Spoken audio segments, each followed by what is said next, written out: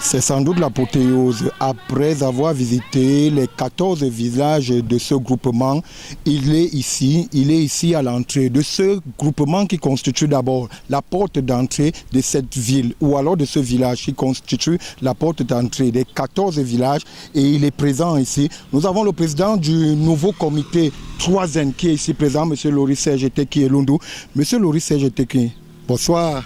Bonsoir, bonsoir Brice. Là, après quelques jours, après 4 jours passés sur le terrain, la première des questions qu'on veut vous poser, c'est celle de savoir quel est le bilan. Il était de bon ton au lendemain de notre accession à la présidence du comité de développement du groupement Makarout, qui est constitué de 14 villages et qui constitue environ un peu plus de 10 000 habitants, d'aller s'enquérir, d'aller apprécier le niveau de processus du développement dans ce groupement, dans ce canton. Et en termes de bilan, nous pouvons dire que nous avons trouvé une population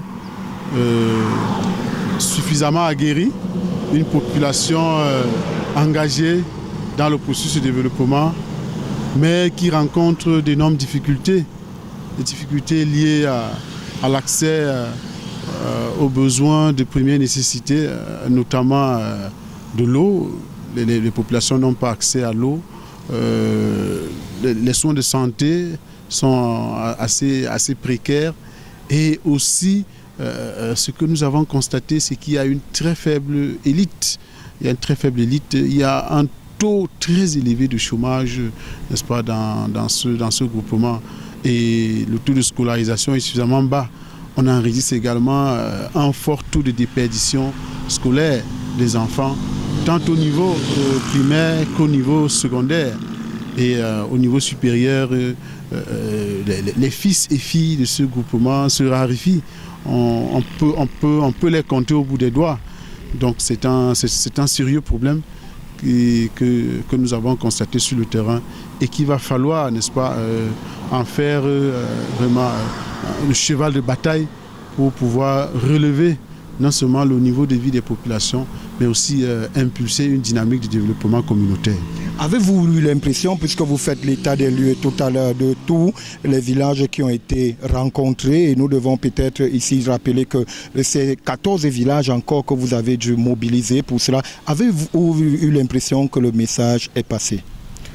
Oui, nous avons été agréablement surpris, je vous assure, d'abord par l'accueil, par la chaleur, par la mobilisation.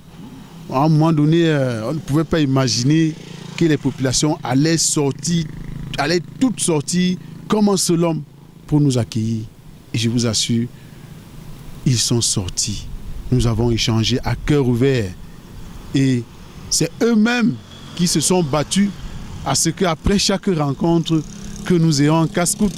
Parce que les modestes personnes que nous sommes, nous n'avons pas suffisamment de moyens, mais nous avons la parole, nous avons l'espoir que nous portons à leur niveau.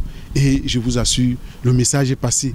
Parce que même les villages les plus réticents, et c'était ça notre challenge, essayer de ramener tout le monde à la table, essayer de ramener tout le monde, n'est-ce pas, dans la maison, afin de faire véritablement bloc.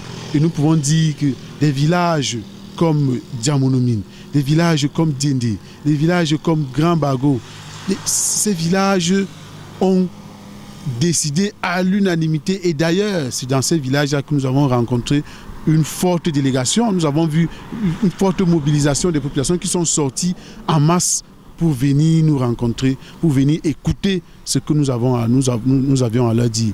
Et séance tenante, elles nous ont promis, elles ont juré, la main sur le cœur, qu'elles vont s'y mettre et qu'elles se mettent désormais en marche pour le développement de notre pays. Peut-être une explication à donner à nos téléspectateurs. Nkwonjonkwo, ça veut dire quoi concrètement? Nkwonjonkwo, c'est en quelque sorte le bouclier en langue maka. Le bouclier. Ndjong, c'est la route. Nkwok, c'est la pierre. Alors, Nkwok, on peut littéralement transcrire comme étant le bouclier que le groupement ou alors les villages situés sur la route de la pierre, n'est-ce pas, mettent contre le sous-développement, contre la pauvreté, contre la calomnie, contre la médisance et contre le sous-développement.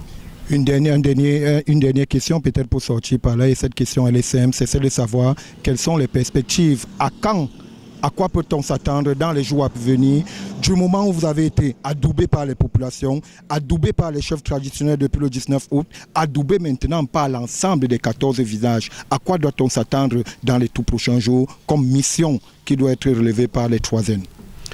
On va s'attendre certainement à une batterie de mesures, une batterie d'activités, plusieurs activités qui iront dans le sens, n'est-ce pas, de résoudre les problèmes que nous avons identifiés.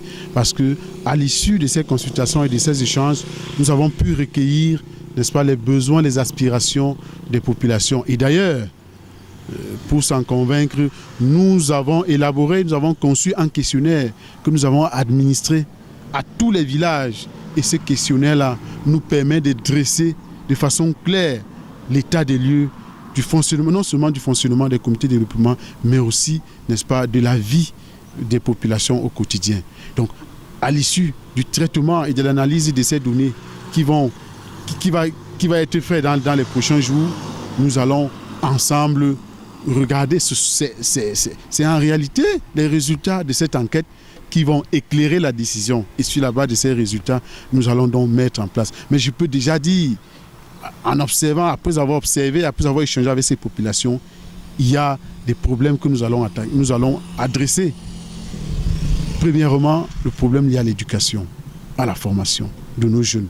Et quand je parle d'éducation, c'est du primaire jusqu'au supérieur. Ensuite, il faudra également et surtout trouver un mécanisme ou alors trouver des voies et moyens pour que ces jeunes diplômés puissent trouver des emplois, qui puissent s'insérer socio-professionnellement.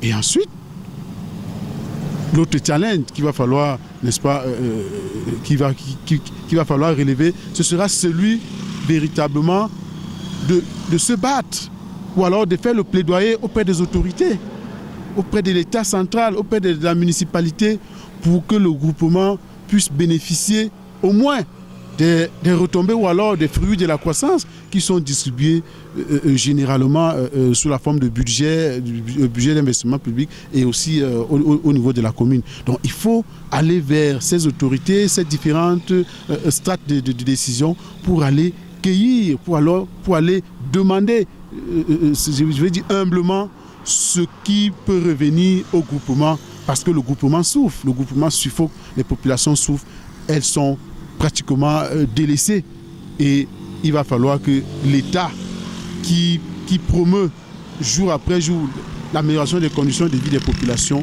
prenne conscience et adresse clairement la question et nous aide à résoudre les problèmes des populations de ce groupement.